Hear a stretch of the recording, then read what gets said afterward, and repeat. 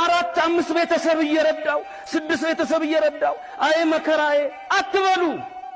ብዙ ቢሊዮነሮች ዛሬ በዓለም ላይ ደስተኛ አይደሉም። ለምን? ያኔ ሀብታም ሳይሆኑ ድሃ ያሉ ምን ልብላ ምን ልጠጣ ብላ ተቆራምዳ ያለች እናት ዛሬ በህይወት የለችም። ማንም የሚጫወትበትን ገንዘብ ምን አለ ኖራ በበላችሁ ይላል። የምትረዱት ሰው ካለ እድል ነው። ሰውን እንኳን ከሌለ ብለው ነጮቹ እኮ ውሻ ያሳድጋሉ። እኔ ከሌለው ይሄ ውሻ ማን ያወጣዋል ማን ያስገባዋል ብለው ለውሻው ሲሉ የመኖር አምሮታቸው ይጨምራል። የምትረዱት ሰው ካለ የምትረዳት ድሃ እናት ድሃ አባት ካለ ጥሩ ነው።